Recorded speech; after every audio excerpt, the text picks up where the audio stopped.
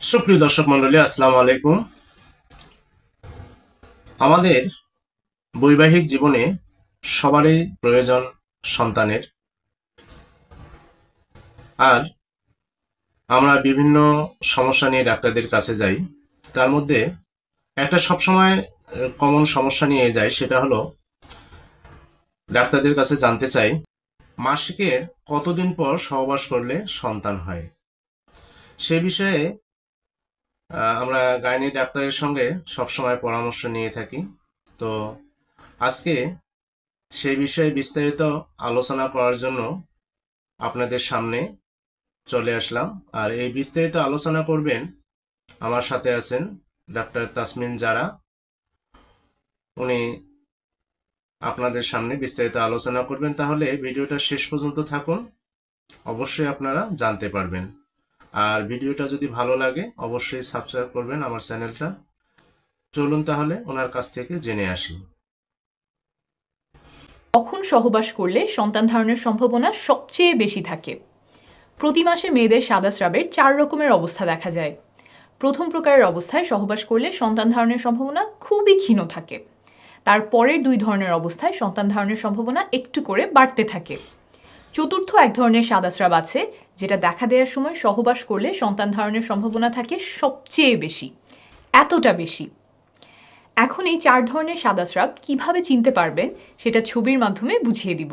প্রথম অবস্থা হচ্ছে মাসিকের ঠিক পরে যখন কোনো সাদাস্রাব যায় না, মাসিকের রাস্তাটা খুব শুকনো শুকনো মনে হয়, তখন গর্ভধারণের সম্ভাবনা প্রায় শূন্যের কাছাকাছি, 0.3%। এর পরের অবস্থায় মাসিকের রাস্তা হালকা ভেজা মনে হয়, কিন্তু আপনি চোখে কোনো সাদাস্রাব দেখেন না বা হাতেও ধরতে পারেন না, তখন গর্ভধারণের সম্ভাবনা থাকে 1%-এর একটু বেশি, 1.3%।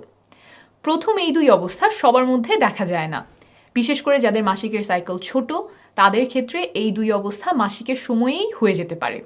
তৃতীয় ও চতুর্থ অবস্থা যেটা বলবো সেটা প্রায় সবার ক্ষেত্রেই দেখা যায়।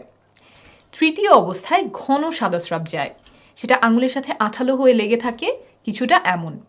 তখন গর্ভধারণের সম্ভাবনা বেড়ে 2.5%-এর কাছে চলে আসে। চতুর্থ অবস্থায় সাদাস্রাব খুব পাতলা এবং পিচ্ছিল হয়, কাঁচা ডিমের সাদা অংশ যেমন মসৃণ আর পিচ্ছিল হয়, কিছুটা তেমন, দেখতে স্বচ্ছ। আর সেই সাদাস্রাব 2 আঙুল দিয়ে টেনে বড় করা যায়, কয়েক ইঞ্চি বড় করলেও ভাঙে না, ছবিতে যেমন দেখছেন। তখন গর্ভধারণের সম্ভাবনা অনেক বেড়ে যায়, 28.6%, অর্থাৎ প্রায় 30%-এর কাছাকাছি চলে আসে। এই চতুর্থ অবস্থা শেষ হওয়ার পর আবার সাদাস্রাব ঘন আঠালো বা নাই হয়ে যায়। মাসিকের ঠিক আগে আগে আবার পাতলা সাদাস্রাব যেতে পারে কিছু কিছু নারীর ক্ষেত্রে, তবে সেটা গর্ভধারণের সাথে সম্পর্কিত নয়। তাহলে করণীয় কি? তৃতীয় অবস্থা যখন শুরু হবে তখন থেকেই চেষ্টা শুরু করবেন, এবং চতুর্থ অবস্থা যেদিন শেষ হবে তার পরের 3 দিন পর্যন্ত চেষ্টা চালিয়ে যাবেন। আর একটু আগেই দেখেছেন যে চতুর্থ অবস্থায় সম্ভাবনা সবচেয়ে বেশি থাকে, এটা মাথায় রাখবেন। এই গেল প্রথম পদ্ধতি। আমি আরও কয়েকটা সহজ উপায় এখন শেখাবো, কারণ সবার শরীর তো একভাবে কাজ করে না, নানা কারণে সাদাস্রাব ভিন্ন হতে পারে। কয়েকটা পদ্ধতি যদি বুঝে নেন তাহলে একটা না একটা আপনাকে সঠিক সময় বুঝতে সাহায্য করবে। দ্বিতীয় পদ্ধতিতে চলে যাই, এটা হলো শরীরের তাপমাত্রা মাপা। মাসিকের সময়ে আর মাসিকের পর পর শরীরের তাপমাত্রা কিছুটা কম থাকে। যখন ডিম্বাশয় থেকে ডিম্বাণু বের হয়, অর্থাৎ ডিমটা ফোটে, তখন একজন নারীর শরীরের তাপমাত্রা খানিকটা বেড়ে যায়। না মাপলে এটা সাধারণত বোঝা যায় না, কারণ খুব সামান্য পরিমাণে বাড়ে, 0.2 ডিগ্রি সেলসিয়াস বা 0.4 ডিগ্রি ফারেনহাইটের মতো। আপনি যদি প্রতিদিন শরীরের তাপমাত্রা মাপতে থাকেন তাহলে কখন বেড়ে গেল সেটা আপনি ধরতে পারবেন। এই ক্ষেত্রে একটা রুল মনে রাখবেন, 6-এর পরে 3। টানা 6 দিন কম তাপমাত্রার পরে টানা 3 দিন বেশি তাপমাত্রা থাকতে হবে। একদিন তাপমাত্রা এসে সেটা আবার চলে গেলে তা হবে না, সেটা মানসিক চাপ বা অন্য কোনো কারণে হতে পারে। এই যে টানা বেশি তাপমাত্রা শুরু হলো, এটা শুরু হওয়ার 3য় দিন পর্যন্ত ফার্টাইল উইন্ডো থাকে। এই বেশি তাপমাত্রা যত দিনই থাক, ধরে নেবেন 3 দিন পরে ফার্টাইল উইন্ডো শেষ। কিছু নিয়ম মেনে তাপমাত্রা মাপতে হবে, যখন তখন মাপলে হবে না। কখন মাপবেন? ঘুম থেকে ওঠার পরে কোনো কিছু করার আগে বিছানায় থাকা অবস্থাতেই তাপমাত্রা মাপবেন। প্রতিদিন একই সময় মাপতে চেষ্টা করবেন, অর্থাৎ নিয়মিত একই সময় ঘুম থেকে ওঠার অভ্যাস করতে হবে।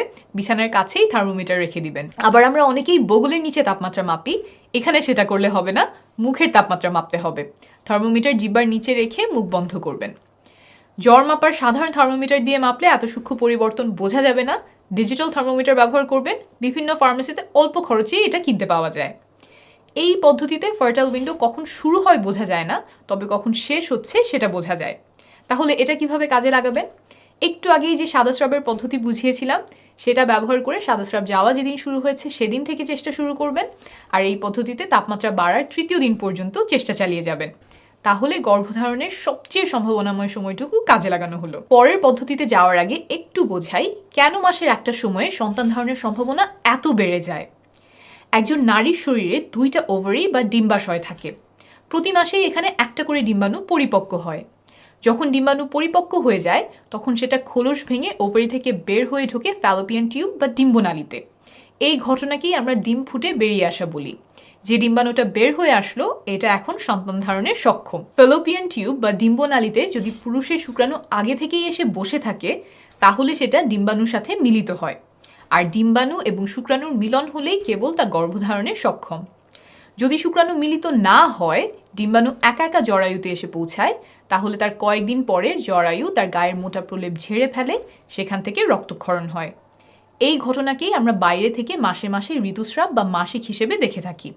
এটাই সাধারণভাবে ঘটে, এর বাইরেও কিছু ব্যাপার আছে, তবে এখনকার আলোচনার জন্য সেটা বোঝার প্রয়োজন নেই। এখন খেয়াল করেন, নারীর দেহে পুরুষের শুক্রাণু সাধারণত 3 দিন বাঁচে, কিছু ক্ষেত্রে 7 দিন পর্যন্ত বাঁচতে পারে, কিন্তু একটা পরিপক্ক ডিম্বাণু থাকে সর্বোচ্চ 24 ঘন্টা। তার মানে ডিম্বাণু খুব অল্প সময়ের জন্য থাকে। তাই ডিম্বাণু যে কয়েক ঘন্টা আছে এই সময়টা আমাদেরকে ব্যবহার করতে হবে, না হলে গর্ভধারণ হবে না। যেহেতু পুরুষের শুক্রাণু নারী দেহে কয়েকদিন বেঁচে থাকতে পারে, তাই শুক্রাণুকে আগে আগে গিয়ে বসে থাকতে হবে ডিম্বাণুর জন্য, যাতে ডিম্বাণু বের হলেই শুক্রাণু গিয়ে তার সাথে মিলিত হতে পারে। অর্থাৎ ডিম্বাণু বের হওয়ার আগের কয়েকদিন যদি সহবাস করা হয় তাহলে শুক্রাণু ঠিক সময়ে ঠিক জায়গায় থাকার সম্ভাবনা বাড়ে, আর এই কয়েকটা দিনকেই বলে ফার্টাইল উইন্ডো। এটাই আমরা বিভিন্ন হিসেবের মাধ্যমে ধরার চেষ্টা করছি। এখন আবারও চলে যাই ফার্টাইল উইন্ডো চেনার পদ্ধতিতে। এখন খুব সহজ একটা উপায় বলবো, তবে এটা তুলনামূলকভাবে একটু কম নির্ভরযোগ্য। এই পদ্ধতি ব্যবহার করবেন যদি আপনার মাসিক নিয়মিত হয়। একদম কাটায় কাটায় 1 মাস পরপর মাসিক হতে হবে এমন না। যদি 26 থেকে 32 দিন পরপর মাসিক হয় তাহলে এই পদ্ধতি ব্যবহার করতে পারবেন। এই পদ্ধতি অনুযায়ী মাসিক শুরু হওয়ার পর 8 নম্বর দিন থেকে 19 নম্বর দিন পর্যন্ত আপনার ফার্টাইল উইন্ডো।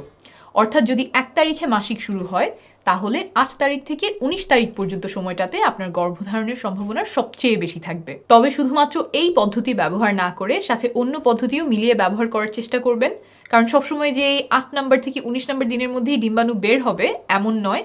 এই জন্যই অন্য পদ্ধতিগুলিও বুঝিয়েছি। এখন চলে আসি 4 নম্বর পদ্ধতিতে। এটা একটু কষ্ট করে হিসেব করতে হবে, তবে ভালো কাজ করে। পদ্ধতিটা হলো ক্যালেন্ডারে তারিখ হিসাব রাখা। প্রথম যেদিন মাসিক শুরু হয় সেই তারিখটা ক্যালেন্ডারে দাগ দিয়ে রাখবেন। মাসিক কবে শেষ হলো সেটা দাগানোর প্রয়োজন নাই। এরপরে আবার যেদিন মাসিক শুরু হবে ক্যালেন্ডারে সেই তারিখটা দাগ দিবেন। এই 2টা তারিখের মধ্যে যত দিনের পার্থক্য সেটাই আপনার মাসিকের সাইকেলের দৈর্ঘ্য। ধরেন আপনার মাসিক শুরু হলো 1 তারিখ, তারপর আবার মাসিক হলো সেই মাসেরই 29 তারিখ। তাহলে 1 তারিখ থেকে সাইকেল শুরু হয়েছে, 28 তারিখে শেষ, 29-এ আবার নতুন সাইকেল শুরু। তাহলে এবার আপনার সাইকেল ছিল 28 দিনের। এভাবে অন্তত 6 মাস ধরে আপনার মাসিকের হিসাব রাখতে হবে। সবগুলোর দৈর্ঘ্য হয়তো একই হবে না, কোনোটার আসবে 33 দিন, কোনোটার 26 দিন। যখন 6টা দৈর্ঘ্য আপনি পেয়ে গেছেন তার মধ্যে সবচেয়ে লম্বা আর সবচেয়ে ছোট সাইকেল দুটো আপনি নেবেন। সবচেয়ে ছোট সাইকেল থেকে 18 বিয়োগ করলে যেই সংখ্যাটা পাবেন আপনার সাইকেলের সেই দিন থেকে ফার্টাইল উইন্ডো শুরু, আর সবচেয়ে লম্বা সাইকেল থেকে 11 বিয়োগ করলে যেই সংখ্যাটা আসবে সেই দিন আপনার ফার্টাইল উইন্ডোর শেষ দিন। একটা উদাহরণ দিয়ে বোঝাই। ধরা যাক আপনার সবচেয়ে ছোট সাইকেল হচ্ছে 26 দিনের, এখান থেকে 18 বিয়োগ করলে হলো 8, অর্থাৎ আপনার সাইকেলের 8ম দিন থেকে ফার্টাইল উইন্ডো শুরু। তারপর ধরেন আপনার সবচেয়ে লম্বা সাইকেল হচ্ছে 33 দিনের, 11 বিয়োগ করলে হয় 22, অর্থাৎ আপনার সাইকেলের 22তম দিন হচ্ছে শেষ দিন। তাহলে মাসিক শুরু হওয়ার পরে 8 নম্বর দিন থেকে 22 নম্বর দিন হলো আপনার ফার্টাইল উইন্ডো। এর যে কোনো একদিন আপনার ওভারি থেকে ডিম্বাণু বের হওয়ার সম্ভাবনা আছে, তাই এই সময়টাতে সহবাস করলে শুক্রাণু আগে আগে গিয়ে ডিম্বাণুর জন্য বসে থাকতে পারবে।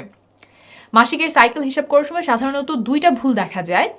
1, মাসিক শেষ হওয়ার দিন থেকে অনেকে গোনা শুরু করে, কিন্তু হিসাব করতে হবে যেদিন মাসিক শুরু হলো সেই দিন থেকে। 2, অনেকে পরের মাসিক শুরু হওয়ার দিনটাও গোনে। পরের মাসিক যেদিন শুরু হলো সেদিন থেকে কিন্তু নতুন সাইকেলের হিসাব করতে হবে। ফার্টাইল উইন্ডো চেনার আরও অন্যান্য কিছু উপায় আছে। বাজারে ওভিলেশন কিট পাওয়া যায়, যেগুলো কিছুটা প্রেগন্যান্সি টেস্টের মতো প্রস্রাবে হরমোনের লেভেল মেপে বলে দেয় কখন ডিম্বাণু বের হয়ে আসতে পারে। সেগুলোও ব্যবহার করতে পারে, তবে দাম তুলনামূলকভাবে বেশি। মোবাইল ফোনে কিছু অ্যাপ পাওয়া যায়, যেমন ক্লু, গ্লো ইত্যাদি। মাসিকের তারিখ বসালে তারা ফার্টাইল উইন্ডো হিসাব করে দেয়, তবে এই সবগুলো অ্যাপই নির্ভরযোগ্য না। ব্যবহার করলে আপনার সাইকেলের দৈর্ঘ্য সম্পর্কে একটা ধারণা পেতে পারেন।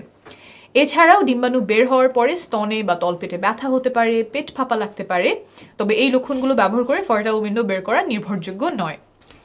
সবার ফার্টাইল উইন্ডো একই সময়ে হয় না, আবার একই মানুষের ক্ষেত্রে এক এক মাসে এক এক সময়ে হতে পারে। মাসিক যদি নিয়মিত হয় তাও। তাই নিজের শরীরের লক্ষণগুলো যেমন তাপমাত্রা, সাদাস্রাব এগুলোর দিকে খেয়াল রাখলে সময়টা আরও ভালোভাবে চিনতে পারবেন। যতগুলো পদ্ধতি বললাম এগুলোর কোনোটাই একদম নিশ্চিত করে বলতে পারবে না যে এই সময়েই ডিম্বাশয় থেকে ডিম্বাণু বের হয়ে এসেছে এবং এর মধ্যে সহবাস করলে বাচ্চা হবেই। তবে পদ্ধতিগুলো অনুসরণ করলে, বিশেষ করে কয়েকটা পদ্ধতি সমন্বয় করলে সন্তান ধারণের সম্ভাবনা অনেকটা বাড়বে। মনে রাখবেন, নিয়মিত সহবাস করলে, অর্থাৎ একদিন বা 2 দিন পরপর সহবাস করলে 1 বছরের মধ্যে 80%-এরও বেশি দম্পতি সফল হন। তাই 3-4 মাস চেষ্টা করে সফল না হলে ঘাবড়ে যাবেন না, সময় লাগতে পারে। 1 বছর নিয়মিত চেষ্টা করার পরেও সফল না হলে ডাক্তারের পরামর্শ নেবেন। আর নারীর বয়স যদি 35-এর বেশি হয় তাহলে 6 মাস চেষ্টা করার পরেই ডাক্তারের শরণাপন্ন হবেন। আপনার সফলতা কামনা করছি।